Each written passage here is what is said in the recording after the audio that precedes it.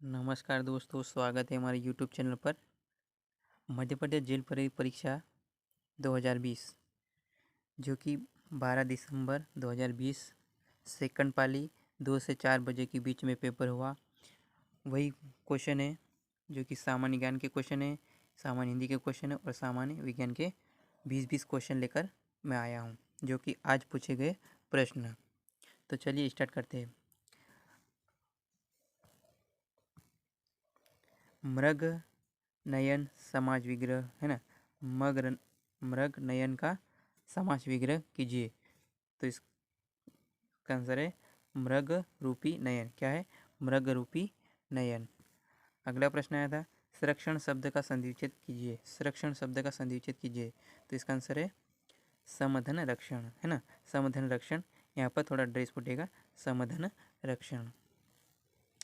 अगला प्रश्न है, अंधे के हाथ बटेर लगना मुहावरे का अर्थ। अंधे के हाथ बटेर लगना मुहावरे का अर्थ है योग्यता न होने पर भी सफलता मिलना। क्या होना? अंधे के हाथ बटेर लगना मुहावरे का अर्थ होता है योग्यता न होने पर भी सफलता मिलना। अगला प्रश्न है, दिन का पर्यायवाची शब्द बताइए ना। दिन का पर्यायवाची शब्द क्या है? तो वह है दिवस और दीवा है ना, दिवस और दीवा। अगला क्वेश्चन आया था, सु उपसर्ग वाले शब्द बताइए ना। सु उपसर्ग वाले शब्द बताइए। तो है सुराज है ना, सुराज। अगला प्रश्न यह भी वही है, सु उपसर्ग वाला शब्द सूरज है ना। अगला प्रश्न है, दिन के पर्यायवाची शब्द कौन से होंगे है ना। दिन के पर्यायवाची शब्द से कौन से होंगे? तो दिन के पर्यायवाची होंगे दिवस, वासर, दीवा है ना। दिवस, वासर, दीवा दिन के पर्यायवाची शब्द होंगे। अगला प्रश्न है, जल पियासु शब्द का समास विग्रह है ना। जल पियासु का समास विग्रह करना था। तो इसका आंसर है जल को पीने की इच्छा रखने वाला। इसका सही आंसर है ना, जल को पीने की इच्छा रखने वाला। अगला प्रश्न आया था, अति उपसर्ग है ना। उपसर्ग मतलब पहले जोड़ा शब्द है ना। अति उपसर्ग से मिलकर बना शब्द है ना। अति उपसर्ग से बना मिलकर शब्द। इसका आंसर है, यहाँ पर गलत हो गया था, यहाँ है अतिकार। इसका आंसर है अतिकार है ना। अगला क्वेश्चन है, आई प्रत्यय से मिलकर बना शब्द कौन होगा है ना।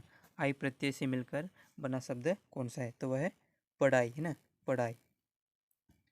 अगला प्रश्न है, संविधान का संधिविच्छेद क्या होगा? संविधान का संधिविच्छेद क्या होगा? समधन विधान, समधन विधान। अगला प्रश्न था, निरोग का शुद्ध है ना, निरोग का शुद्ध रूप क्या होगा? तो है निरोग है ना। यहाँ पर क्या हुआ? यहाँ छोटी की मात्रा थी, यहाँ पर बड़ी की मात्रा लग गई, तो यह शुद्ध हो गया है ना। अगला प्रश्न आया था, पानी गए न उभरे मोती मानस चून में अलंकार है ना। अलंकार पूछा था, पानी गए न उभरे मोती मानस चून। इसमें कौन सा अलंकार होगा पूछा था। तो इसमें अलंकार होगा श्लेष अलंकार। क्या होगा? श्लेष अलंकार। अगला प्रश्न आया था, मोक्ष की इच्छा रखने वाला व्यक्ति के लिए एक शब्द क्या होगा है ना। मोक्ष की इच्छा रखने वाला व्यक्ति के लिए एक शब्द क्या होगा? तो क्या होगा? मुमुक्ष। क्या होगा इसका आंसर? मुमुक्ष। अगला प्रश्न है, ओझल शब्द का पर्यायवाची है ना। ओझल शब्द का पर्यायवाची शब्द क्या होगा? तो इसका आंसर है प्रकट। क्या होगा? प्रकट। अगला क्वेश्चन है, तालाब का पर्यायवाची शब्द है ना। तालाब का पर्यायवाची शब्द क्या होगा? तो इस तालाब का पर्यायवाची है सर, सरोवर, पुष्कर, जलाशय, सरसी और पद्माकर है ना। तालाब के पर्यायवाची है सर, सरोवर, पुष्कर, जलाशय, सरसी और पद्माकर। अगला क्वेश्चन है जो विज्ञान के क्वेश्चन है, मलेरिया बीमारी किसके द्वारा पैदा होती है ना। मलेरिया बीमारी किसके द्वारा पैदा होती है? तो इसका सही आंसर है प्रोटोजोआ। प्रोटोजोआ के द्वारा मलेरिया बीमारी फैलती है। अगला क्वेश्चन था, पृथ्वी पर सबसे बड़ा सजीव पक्षी कौन सा है? पृथ्वी पर सबसे बड़ा सजीव पक्षी कौन सा है? तो इसका सही आंसर है दोस्तों शुतुरमुर्ग। अगला क्वेश्चन दोस्तों, छोटी वस्तु को बड़ा करके देखने के लिए किस यंत्र का उपयोग किया जाता है? छोटी वस्तु को बड़ा करके देखने के लिए किस यंत्र का उपयोग किया जाता है? तो इसका आंसर है दोस्तों सही माइक्रोस्कोप। माइक्रोस्कोप के द्वारा छोटी वस्तु को बड़ा करके हम आसानी से देख सकते हैं। अगला प्रश्न है दोस्तों, पौधे अपना पोषण मुख्यतः किससे प्राप्त करते हैं ना? पौधे अपना पोषण मुख्यतः किससे प्राप्त करते हैं? तो इसका आंसर है दोस्तों मिट्टी से। मिट्टी से पौधे अपना पोषण प्राप्त करते हैं। अगला क्वेश्चन दोस्तों, लोहे का रासायनिक नाम है ना? लोहे का रासायनिक नाम क्या है? तो दोस्तों इसका लोहे का रासायनिक नाम है आयरन या एफी, है ना? आयरन या एफी इसको बोल सकते हैं ना। लोहे का रासायनिक नाम क्या है? आयरन।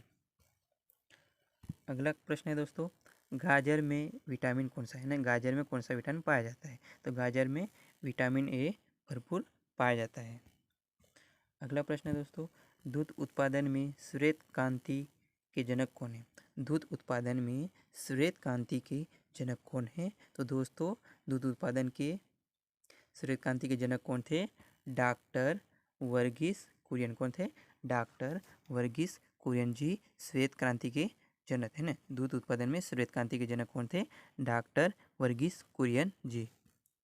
अगला क्वेश्चन दोस्तों, वायुयान के टायरों में भरने के लिए कौन सी गैस का उपयोग किया जाता है ना?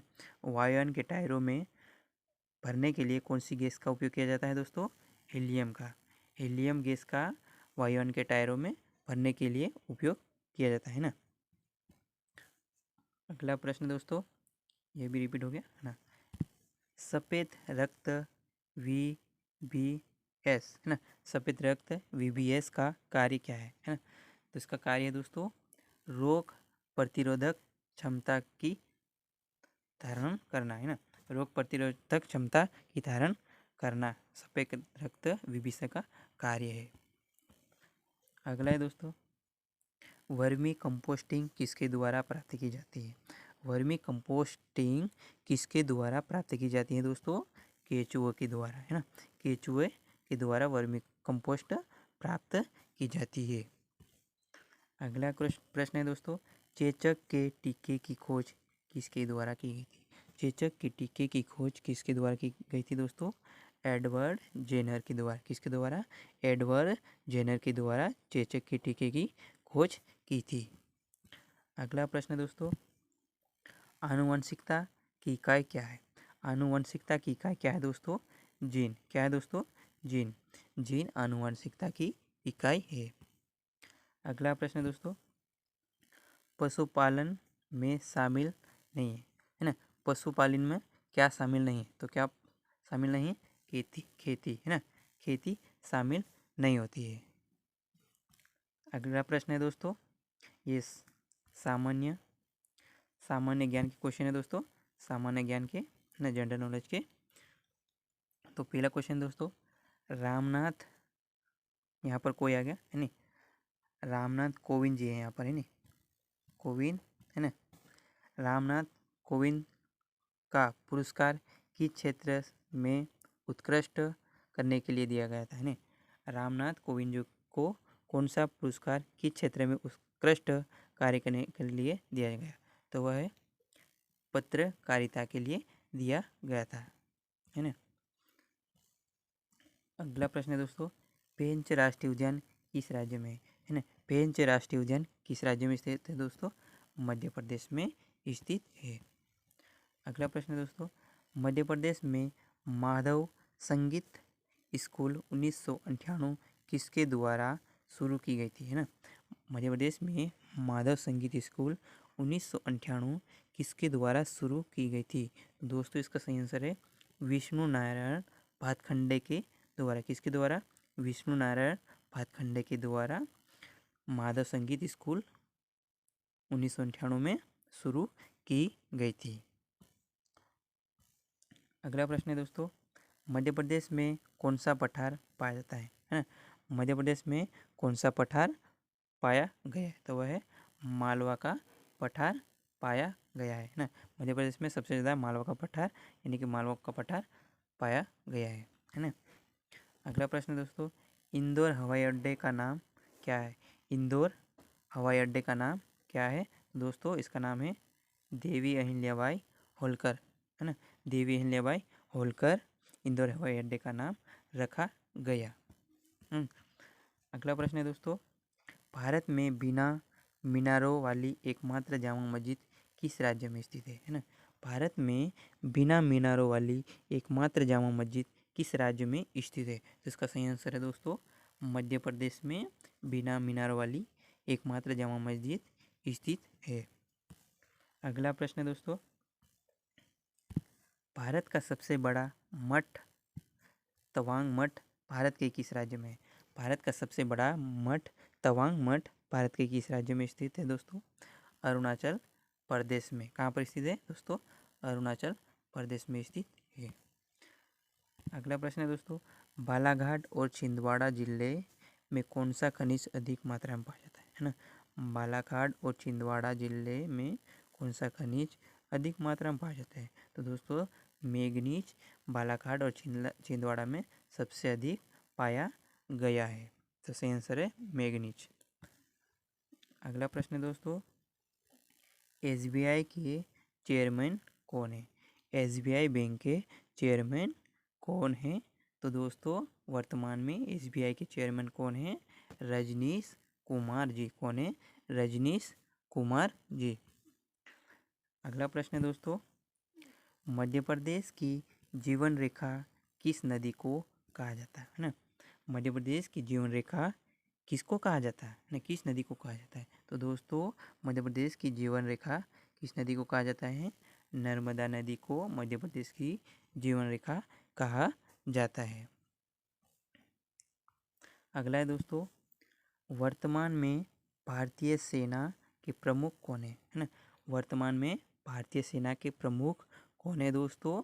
तो इसका सही आंसर दोस्तों मनोज मुकुंद नरवणे भारतीय सेना के प्रमुख वर्तमान में पद संभाल रहे हैं।